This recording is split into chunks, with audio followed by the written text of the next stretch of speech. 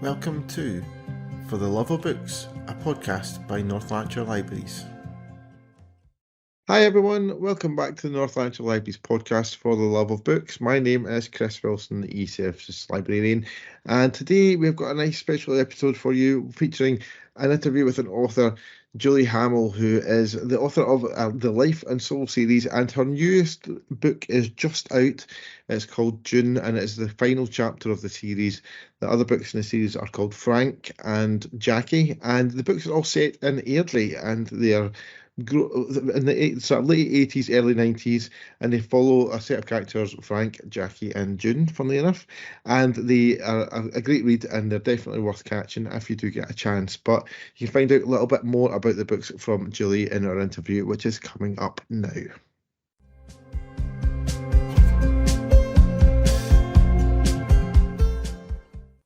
So thanks, Julie, for joining me on the podcast today. We're very excited to have you here just after the launch of your new book, June. It must be very exciting for you to finally have that last chapter of the series out there. It is. Thanks for having me. Yeah, it's brilliant. It's a great sense of accomplishment to finish a trilogy, and a lot of the times I didn't know where it was going to go or what was going to happen to who. So it was actually quite satisfying to find out where everybody netted out in the end. Yeah. So you even found out what the ending was for the story. So, yeah. Good. But sometimes when you write like that and the character sort of takes over a bit, and where you think that the character was going to go or what you had planned for the character actually begins to take on a life of itself, and you have to sort of follow that path to see where they end up, because they know better than you do. Yeah. Yeah, and the series of the book, the book's part of course, is the Life and Soul series, and the first two books of that are Frank and Jackie, which are two of the characters in the book. I thought that Frank was quite a beautiful story in a way, and the character Frank, I imagine, is quite relatable to many, as quite a stereotypical older dad kind of character. Did you base him on anyone in particular that you know, or that's part of your life or anything like that? Yeah, I mean, excuse me, I'd be lying if I didn't say, my own dad had a lot of influence particularly in sort of phrases that Frank says, kind of that mischievous element of Frank.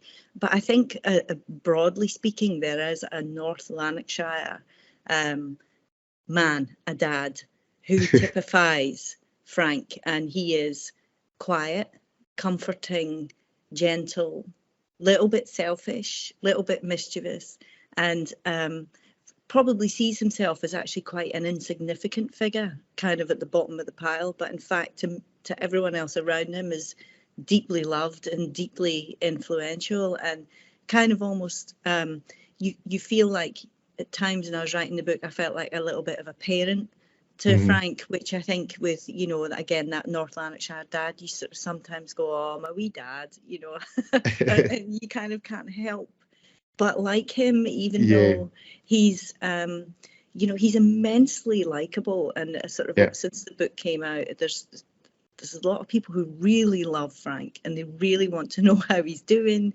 and if he's okay, if he had a fried egg in the morning, and that kind of thing. And sort of when I developed him, he kind of began to take over. I began to see him very, very clearly as a solitary man. And his, I could see what he was wearing. I could see what he was watching on TV, and the colour began to sort of build around him as a bigger character. So it was about taking this, what would seem like a tiny seeded, fairly mundane life, and bringing out the beauty in it for him. Yeah. I think you're totally right, though. I think there is something, there's a character there that's very kind of relatable, and most people will identify with a little bit. I certainly kind of felt as if he was a little bit. There's parts on that I recognise from my own dad, and like there's a scene in Frank where he's spilled in the cot and he's like throwing parts of the box about and things like that. So I could kind of imagine my dad doing that a little bit myself, and doing things like that whenever he's kind of like having one of those kind of like you say, kind of little kind of daft moments that they have to kind of bring a bit of humour to life and things like that sort of stuff. But yeah, so I think he's a great character, and he's definitely someone in particular that in the story that I think kind of stands out and folk will kind of definitely kind of connect with a little bit and things. Now, when I did read Frank, after reading it, I discovered that the stories had kind of interesting beginning to life, didn't it? It wasn't originally intended to be a book, is that right?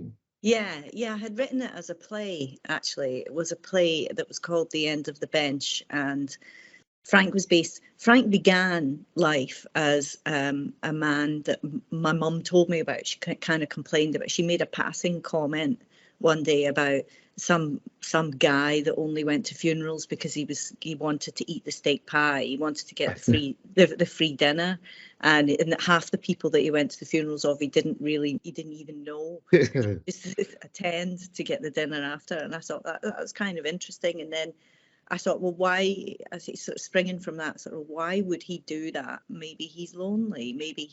So then I kind of started to sort of create a kind of picture around him.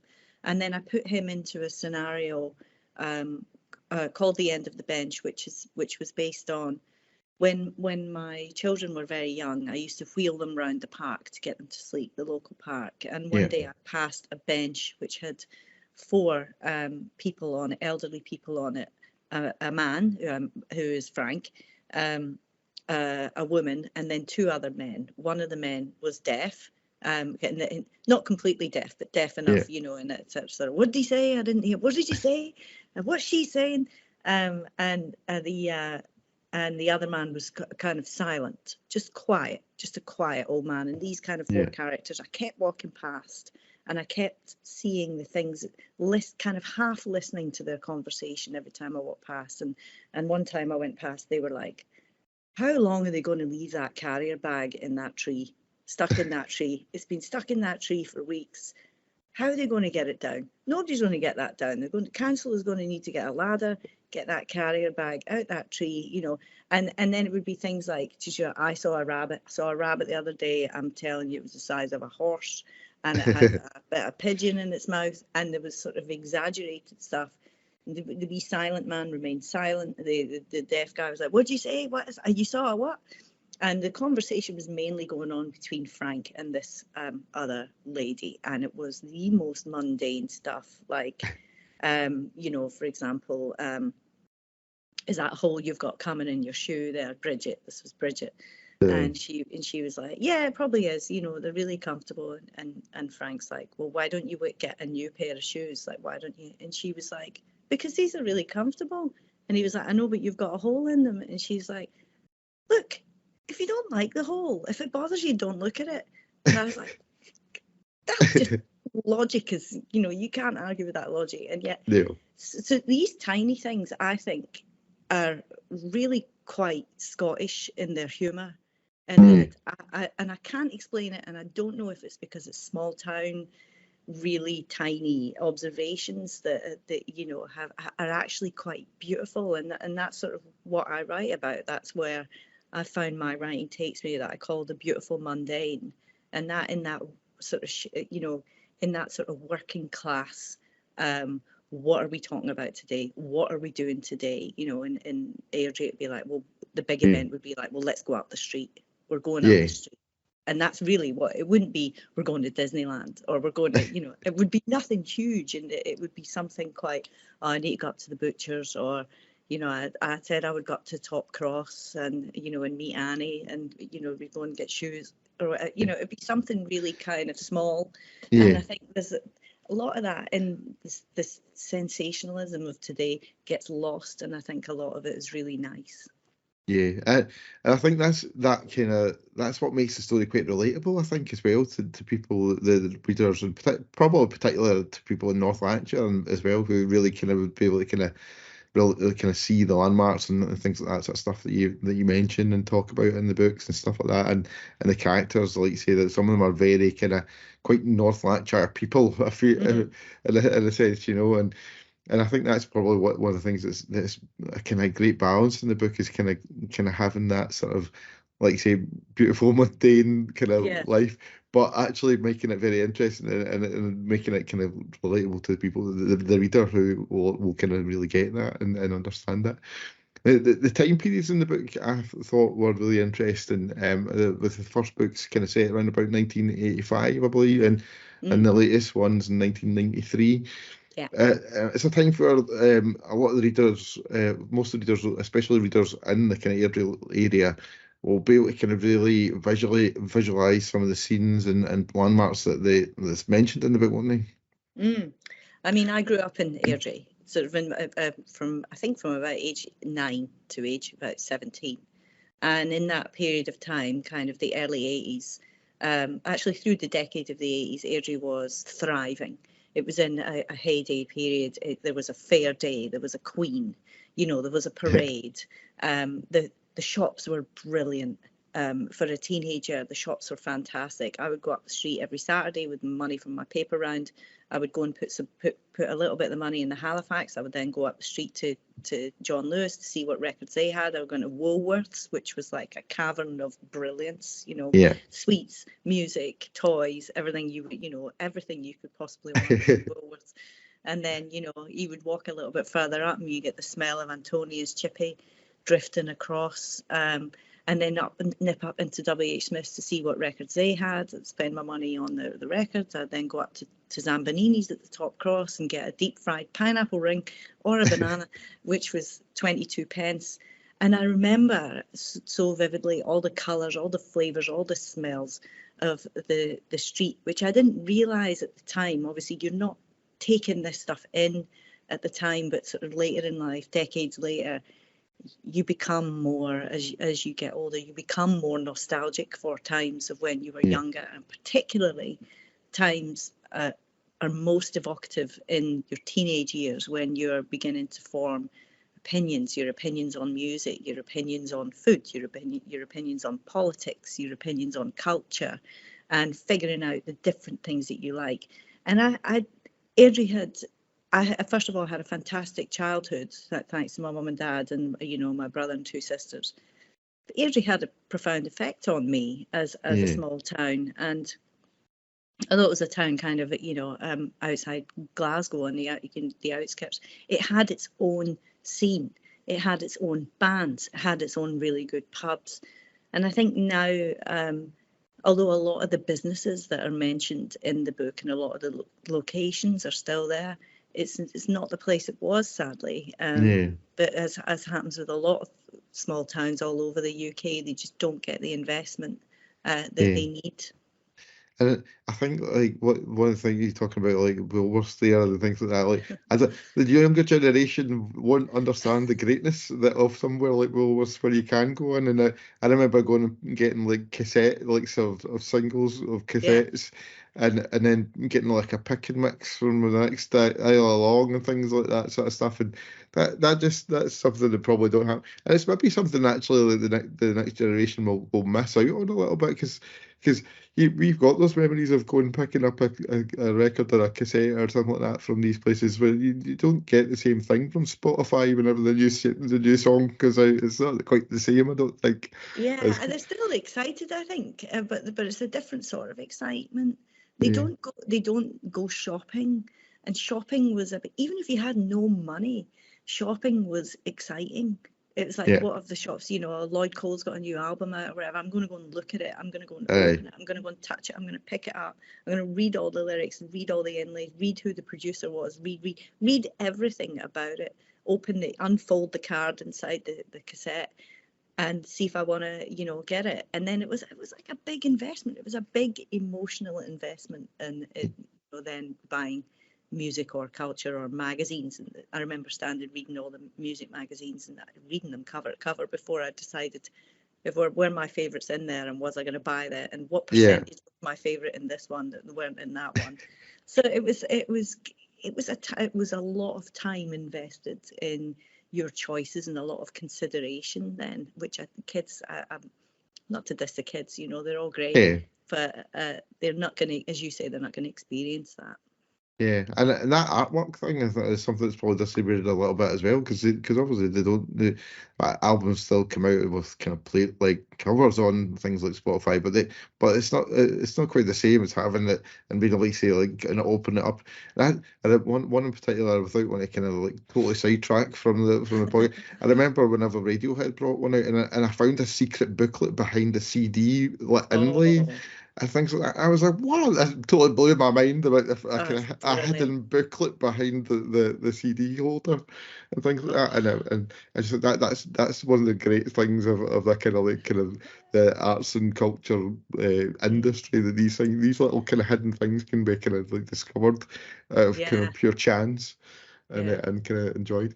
But as you mentioned, you did grow up in the Airdrie area yeah. as a kid. But was that make the Airdrie then kind of an obvious choice for the location of your story when you started writing it, or was that something you just always wanted to kind of centre it around Airdrie or something? Yeah. I mean, I didn't want to centre it around Airdrie. I didn't even think about it when I was writing the character. I thought, well, he's got to live somewhere. The family has to be rooted somewhere. So my initial idea was to actually invent a Scottish town. So I looked at Airdrie and tried to rearrange the letters, and so it came up with Ridley, which is another place. And I was like, no, Yeah, no, no, no, that that's doesn't work. not gonna work. And I sort of played around with, Scotbridge or something like that, and kind of put it to root it there, because although it is, as I say, deeply rooted in Scottishness, it is also completely applicable to any small town in like Newcastle or not anywhere that you kind of grew up that's working class. So I Yeah, think I actually didn't know what to do with it, and then I thought, why don't I just put it in Airdrie? Because then if I put it in Airdrie, I can put all those things that I just talked about into it as well. yeah, The smell of the chips, the dripping vinegar out of the rolling light biddies, the walk up through Central Park. I can put all those things that I remember so vividly into the locations, and the Airdrie Coatbridge snobbery I can put in as well. So to answer your question, I didn't want to put it in Airdrie, but in the end, as it started to kind of flow, and Frank and Jackie started to walk around, and Frank's going to certain shops. Jackie's a different generation, so she's going to other shops, and yeah. she's taking her daughter, to the shops that she likes, and uh, it became more centralised around the town. And in fact, someone just put a review on Amazon saying, "I really want to go to Airdrie now." Oh wow! So you've It's literally made us a tourist destination. Fantastic. Yeah, it's like, oh, I would like to know. I would like to visit some of these places, but they're not there anymore. I'm sorry, but Oh, that's yeah. fantastic. That the Life and Soul series has literally made Airdrie a tourist destination. Fantastic. I love that. One of the characters in the book, Jackie, she's the daughter of Frank and June at the start of the book, and getting involved. At the start of the book, she gets involved with, let's kind of say, it's not the very nicest of guys, and gets into quite a difficult situation with them. And I actually kind of felt that was quite a bit of a kind of turning point in the whole story for pretty much everyone and the all the main characters in the story, isn't it? Yeah, it's absolutely a kind of circle of life thing when you're busy thinking about, or you're busy being sad about something that's happened to you, because Frank in the beginning of it, he loses his wife and she comes back to visit him. That's why it's life. It's life as in the working class life, the rooted in Airdrie, the true, Yeah, beautiful mundane, but it's also soul, because June, his wife, who's passed away, is still around him. And sort of as a writer, I wanted to walk the line between maybe she's a ghost, or maybe Frank is just missing her, as we do when we're grieving. There's a lot of truth in grief, that people find ways to cope, and when yeah, they reach to hear the voice of the person they've lost, so they do have conversations, or they say things like, oh, I could just hear him there, or I could just see him sitting there, or a robin landed in the garden and I'm sure I was visited by him, or a white feather just landed on my yeah, knee. I know they're listening, or you walk into a shop and their song is playing, and you want to feel ways of still keeping that person close, even though you're in deep, deep sadness. And that's what's happening to Frank at the beginning of the trilogy. And then this little miracle comes along. We might as well, spoiler alert. Jackie gets involved with kind of a bad boy in town, Tommy. She gets pregnant, which was also kind of some quite emotional parts in the book where Jackie's telling her dad, Frank, that she's pregnant, because it's the mid-80s and it was still very much frowned upon, to be a single mum. Very, very difficult, very huge amount of embarrassment, shame. The priest is watching, and might visit your house. And so this little miracle comes along, which Jackie decides to name after her mum, little girl. And that, in a way, begins to transform the life of Frank. He's still thinking about June. He's still grieving June, but he has this other June now to focus on, because Jackie's got back to work. She's got to keep bringing the money in. So Frank is left to look after the baby. And, of course, he has virtually zero experience of even looking after himself, because he's a man of that generation who was cooked for, and who women liked to cook for, hence the neighbour, Mrs. Morrison, drops him off casseroles and stuff like that, because they feel sorry for him. He would not be tolerated in this day and age. But there's something about that generation of men that you feel that they need to be a little bit looked after. And so Jackie looks after her dad and, cooks for him, even though she's a terrible cook as well.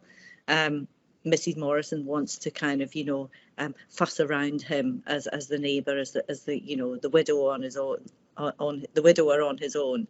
And so when the baby comes along, Frank has to learn quite quickly. He has a job to do, and he has to figure out how he's going to muddle through it and what he's going to do. And it's the connection, I think, then is formed between Frank, who is the baby's kind of father figure, even though he's her grand, which then travels through the books. Their connections is really, really my favourite in the trilogy, especially in the most recent book, because in the middle book, Jackie, you see them. June is 3, and you see how he's interacting with a 3-year-old. And now in the latest book, she's 7. And you can see all their history together and how close they are, and the conversations that they have, and how sweet he is for her, to her, and how much she adores him. So it's history beginning to repeat itself, where Jackie is at work in the hospital. This is Jackie's relationship growing up with her dad. He's now having again with June, which is helping him to grieve his wife. Yeah. There's a lovely scene in the second book about when Frank and June go to the fairground and they win a fish at the fairground, and then they kind of start to talk about what they're going to name the fish, and some of the suggestions are fantastic. I really loved that part of the book, and it was a lovely kind of little moment between June, the granddaughter, and Frank as well. That kind of relationship was such a great one to have in there. And now I wanted to ask you one thing in particular though about there's a name that crops up in the first book that becomes this quite a significant moment in the first book, and it's Patricia, which I happen to notice was also your middle name as well.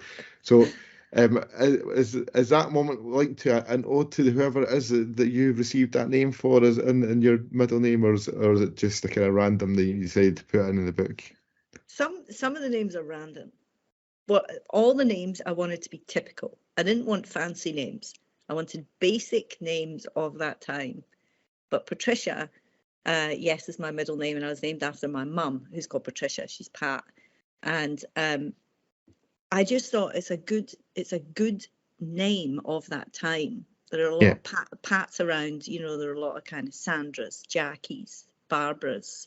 I'm naming all my pals now from from school, but Sharon's. There's a lot of those types of 80s names, and I thought, well, the names have to. I can't really have a Samantha or something in there, or a Kaylee or an Amy, because those names were later. They were not evocative of that era. But my mum definitely sticks her beak into this. There's a new as the relationship between Frank and Mrs. Morrison develops throughout the 3 books, as she's Mrs. Morrison as the neighbour, and we find out a little bit more about her in this recent book as well. She's got a son who lives in Linlithgow who she never sees, and she's lonely as well. There's always this kind of story behind the story with the characters, and so she's always in their living room, she's always in their at their house, and she's a stalwart friend to Frank, and an absolute rock for Jackie, with the babysitting and the cooking, and the way she helps the family is beautiful. But there's a scene in the next book which was directly lifted from a conversation that I heard between my mum and dad, which was because my dad wears a hearing aid, and he doesn't put it in all the time because he can't be bothered to put it if it itches his ear or whatever, or it gives him loads of other noises that he doesn't want. And actually, sometimes it's quite nice for him to leave it out, because then he can be sort of selective and what he hears. Yeah. So she said to him, as she's constantly repeating herself, my mum, so that he hears it, says, "Are you listening to me? Are you listening to me?" Yeah. And she said something like one day, like, "Did you hear me coming in?" And he was like, "I've not got the hearing aid. I've not got the hearing aid in." And she goes, "Where is it?" And he goes, "It's in the drawer." And she goes, "Well, great. The drawer will have heard me coming in then. The drawer's got the best hearing in the house." I just thought that was so funny, that the way there is a constant kind of, and again, it's a sort of a small town vocabulary, I think, that people are rib on each other when they love each other. It's only tiny little bits of ribbing, but it's a spark, that that friction that keeps the conversation really interesting and fun, and a form of love, really. So I just thought, Patricia is definitely my mum and dad both heavily influenced a lot of the dialogue, and some was directly stolen from them, but I also have a ton of external influences for all the rest of the characters, so that they're in a way nothing like my mum and dad at the same time. Yeah, that's lovely. It's nice that you've got that little kind of link there in the story to your mum. I think that's a nice wee thing to discover. The second book is called Jackie, which is Frank and June's daughter, and the moves the kind of focus a little bit from Frank in the first book to the daughter in the second book, and she starts to kind of get to grips with life as a single mum, and while looking at the past, the mum, she discovers there's a bit of a family secret, isn't there? And to find out. Yeah, the mum that she thought she knew was kind of two mums. She finds out that her mum was a kind of a club singer, and that she had a proper manager in this guy Eddie O'Donnell, who was kind of her bouncer manager sort of thing.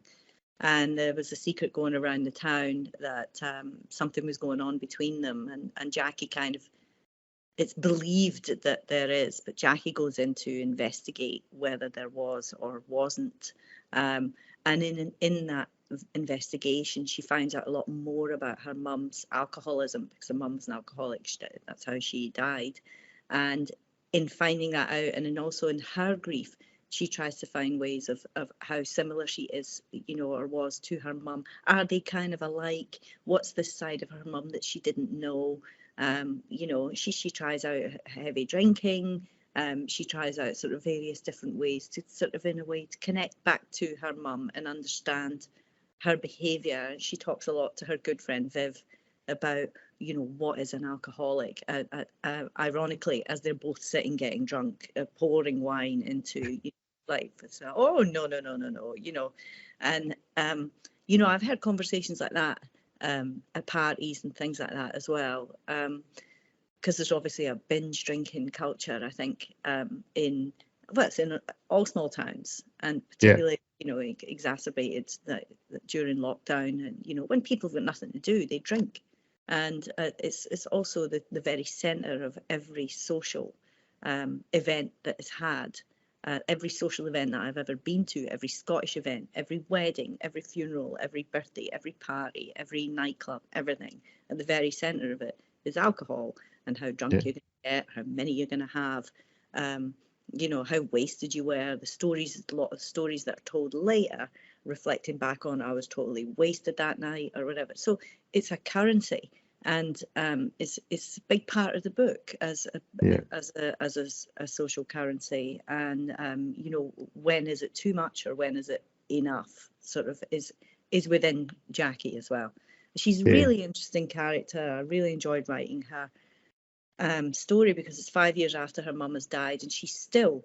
People think that enough time has passed that you can stop grieving, but Jackie's grieving in her way. And actually, right after her mum died, she got pregnant, and that distracted her.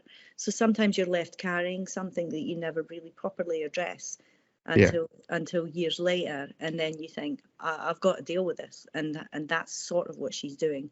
Also, the pace of that book changes. I don't know if you noticed that the pace in Frank, when it's centered around Frank's life, it's quite slow. It's a lot of space in it. It's calm, it's comforting, it's, you know, slow. He's sitting in his chair, he's got his cup of tea on the ring of it. Everything, the pace is very kind of down. And then when it switches to Jackie's book, it's more pacey. You know, she's at the shows. It's more kind of, she's busy, she's a nurse, she's frantic, she's anxious, she's having a lot of fun, she's having a really good laugh, but everything is like move, need to get the Wayne ready, I need to get off to work, I need to get, you know, we're going here, we're doing that, I need clothes are, you know, a big part of her book as well, clothes and makeup, and the Avon, you know, that her friend Viv works for is also part of it, her currency as well, because she's still a young woman in her 20s, so she's still trying to enjoy her time as well as being a mum. Yeah, I think she is a great character, and for me, I was really pleased in the first book in particular where with the kind of strength of character that she shows a little bit when she becomes a mum and is making some quite good choices, life choices at that point, for herself and for her daughter and ultimately for Frank as well. And I think I kind of felt as if she really kind of helped kind of revive Frank a little bit at that point in the story, and kind of whenever the kind of everything happens and they kind of start working together as a wee kind of family unit, doesn't it? It kind of helps to revive him a little bit. Yeah, there is a point in her life where she realizes she has to rise to the challenge and that no one else is going to do it. And that is where you see a kind of strong matriarchal character emerge in the book, as with there's so many strong women who keep things going, they keep things ticking, but they're working frantically, you know, to, it's not just things like keeping the house clean, running the hoover around, doing the cooking, doing the shopping, it's all that other stuff. Plus she's working, plus she's raising a child. And she, inevitably, these mums of that time were like that. They're absolute powerhouses, you know, of just getting on with it. Don't expect help from anybody else. Just power through it, and I've got stuff to do and I'm getting it done, and don't get in my way, and don't step in that floor because I've just mopped it, and don't, you know, sort of get the amount that they are able to do in the course of a day was unreal. Whereas again, now to compare to the time now, it'd be like, well, I'm not doing everything, you know. You can clean the bathroom, you the husband can clean the bathroom now, you know. I can't be expected to do everything. And it's about, sort of starts to tap into the job act that the you know, the female does in the role of the house at the time. And I think it's a great character that you, and like you say, and it really kind of highlights that kind of again kind of character, probably quite recognisable for a lot of the readers at that point, and that kind of time period that the books are set as well. With the new book, it's called June.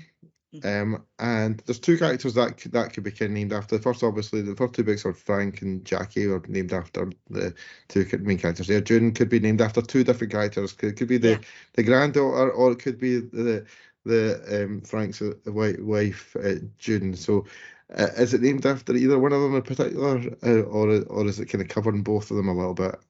It's definitely covering both. They're both in the next book. I said the central sort of storyline is around the granddaughter. That she finds out something. She finds out a bit more about her dad, and she's like, it confuses her a little bit because she's 7, and 7 is the age where children begin to understand. They begin to navigate their moral compass. They go, well, that is what is right, that is what is wrong, that is what is good behaviour, that is what is bad behaviour. If I behave badly, there will be consequences. If I behave good, I might get sweeties. You know, there's a sort of good pats on the back. So she's kind of there in her life. And, you know, her Tommy, her dad, is actually in prison, spoiler alert. And her mum tells her.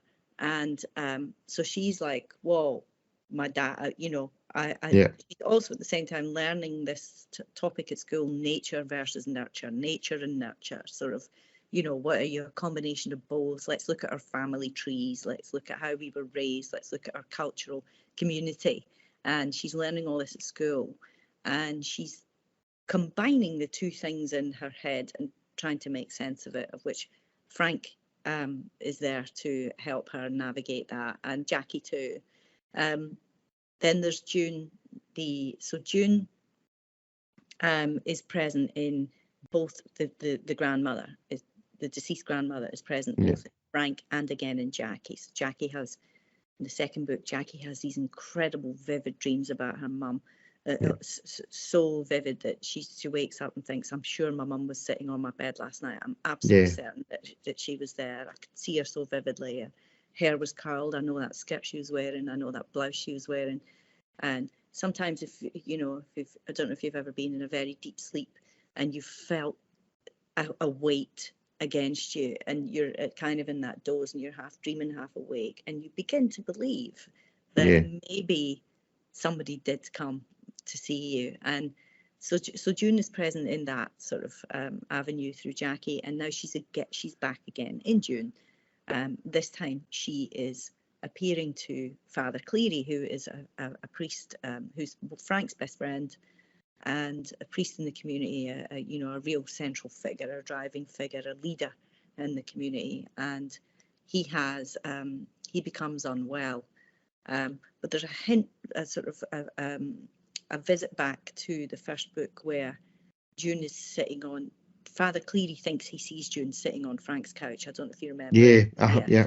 So, and then Frank goes to talk to him, and he explains to Frank that he was actually visited by, he believed he was visited by his granny after she died.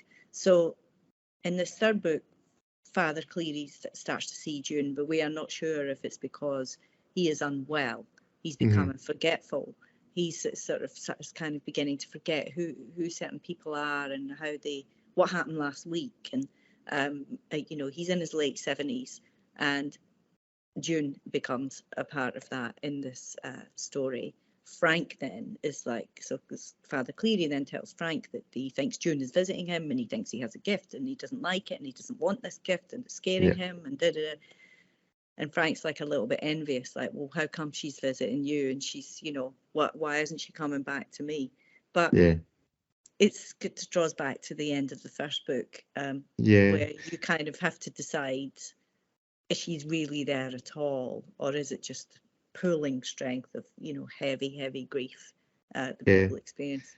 I'm really glad to hear that. Actually, that's something that comes back into the book a little bit, because that scene in the first book where Father Glade does kind of think that he saw her, kind of thing.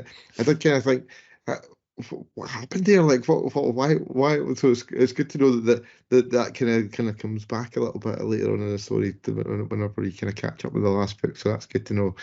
Where can the readers of the series so far now can expect the new book to take them? Where can they expect to kind of be taken with the storylines so far, without kind of really revealing any kind of too major spoilers for it? They can expect a conclusion for every character. So every character that was in the first and second book has their own thread. Jackie has her thread with the guy that she meets in the second book, Jean-Paul, who's the Frenchman. He has a thread. He's actually Father Cleary's nephew. They have a thread together. Frank has his thread mostly with granddaughter June, and his thread with Father Cleary. Mrs. Morrison, you get a little bit of her backstory. Daniel, who is a character in the first book who becomes bigger, is Jackie's friend in the second book. Yeah. We find out a bit about him in the first book. I won't tell you, but he has a really interesting arc that pertains to the time of the 80s and 90s, with a lot of difficulties. And Viv, Jackie's friend, we see what happens to her as well. So everyone follows their arc, and everything comes to fruition and conclusion at the end. So I'm hoping that it's going to be a satisfying read. But the publisher's already been on saying, "Oh, you're not finished. What happens to?" Oh God. Fantastic. That's really good to hear that there's kind of cleared up everyone a little bit. Daniel, actually, when we mentioned Daniel there, I felt really sorry for Daniel in the first book with that first meeting that he has with Tommy. It really is. It's such an unfortunate first meeting with him. We won't kind of go into too much detail because it's so for anyone who's not read it. But it was such an unfortunate little. He was just in the wrong place at the wrong time. I think a little bit when it comes to meeting with Tommy. Unfortunately. Definitely, and also the comedy that's in that was when I was writing that whole kind of scene in the workman's with the interaction between Tommy and Daniel. The stuff behind the scenes, I was actually cracking up because Viv's mum and dad nipping behind the bar to help themselves while the bar was away, and just the sort of banter there that was going on, even though it was a serious scene with a serious undertone, but there was other stuff like Viv. You see a bit of her character, and how she then jumps into the fight, and so it's kind of really great to write that. Yeah, I did kind of fall in love with Viv's parents a little bit in that scene, simply because of the mayhem that's coming on running about them, and the two of them are just like, let's just get a free drink from the bar while the barman's distracted. It's fantastic. She's like that. Get me a good gin. Get me a good gin. Yeah. And then he comes out, he's like, I was just looking for a pen for the police. I wasn't, Yeah, fantastic. So it's a great scene for definite.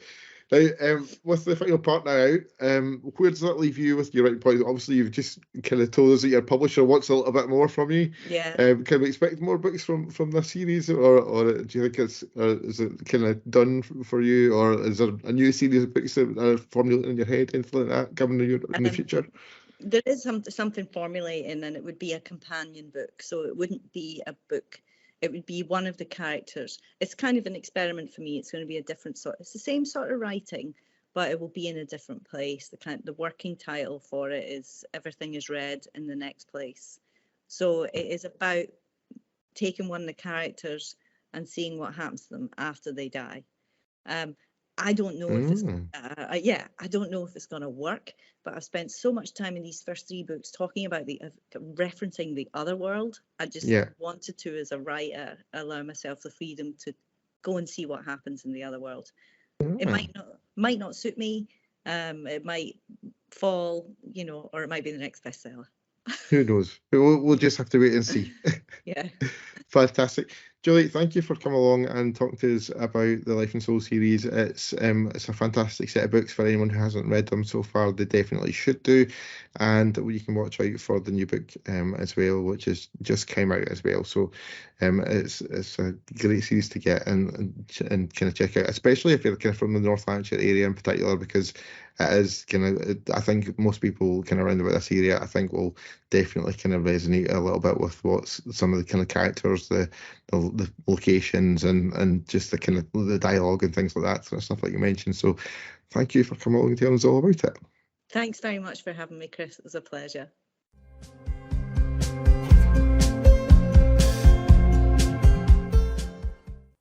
So there you go, guys. Thank you for listening to our interview with Julie, the author of the Life and Soul series, Julie Hamill. And thank you, Julie, as well, for coming along and talking to us on our podcast. It was great to catch up with you and to hear all about the books and the background behind some of the characters and things like that sort of stuff as well.